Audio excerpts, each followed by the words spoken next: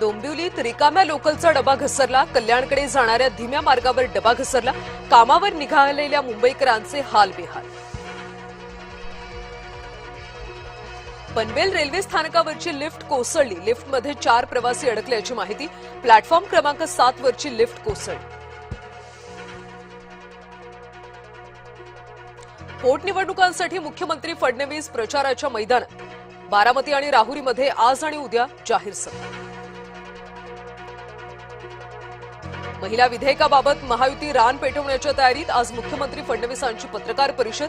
महायुतीचे प्रमुख नेते उपस्थित राहणार. महिला आरक्षण विधेयकाच्या समर्थनार्थ महायुतीचा मोर्चा. मुंबईमध्ये मंगळवारी जनआक्रोश मोर्चाचं आयोजन. मुख्यमंत्र्यांसह महायुतीचे प्रमुख नेते उपस्थित राहणार.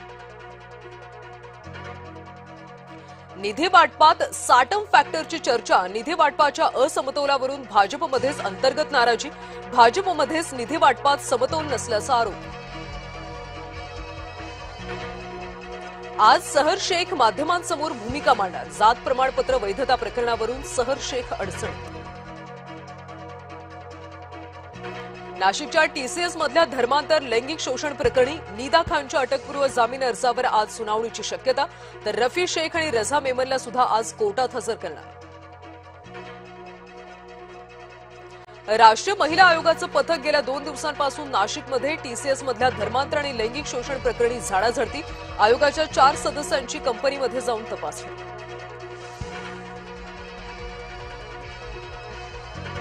परतवाडा प्रकरणातला आरोपी अयानच्या लक्झरी लाईफस्टाईलचे व्हिडिओ समोर. 3 आयफोन, थार गाडी, पिस्तूल, पैशांचं बंडल आलं कुठून? सध्या एसआयटीकडून तपास सुरू. 8 जण अटकेत. मुंबईकरांवर पाणी कपातीचं संकट. मुंबईच्या 7 धरणांमधला पाणीसाठा आलाय 32%.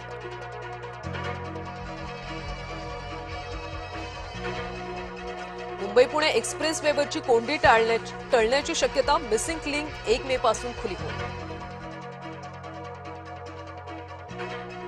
अमेरिकेच्या ल्युसियानामध्ये अंधाधुंद गोळीबार. गोळीबारात 8 मुलांचा मृत्यू.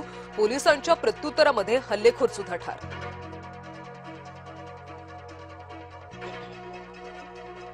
आज अमेरिका इराण यांच्यामध्ये होणार शांती वार्तेची दुसरी फेरी. इस्लामाबादमध्ये होणार चर्चा. अमेरिकन माध्यमांचा दावा. चर्चा पुन्हा फिसकटल्या. सर्व वीज प्रकल्प आणि पूल उद्ध्वस्त करू. डोनाल्ड ट्रम्प यांची इराणला धमकी. अमेरिकेचे शिष्टमंडळ आज पाकिस्तानला जाणार. उपाध्यक्ष जेडी वान्स जाणार की नाही याबाबत संभ्रम. अमेरिका आणि इराणमधली शस्त्रसंधी धोक्यात. होर्मुझमध्ये अमेरिकेकडून इराणचं जहाज जप्त. आज मुंबई गुजरात सामना. अहमदाबादेत हार्दिक आणि शुभमनचे संघ भेटणार.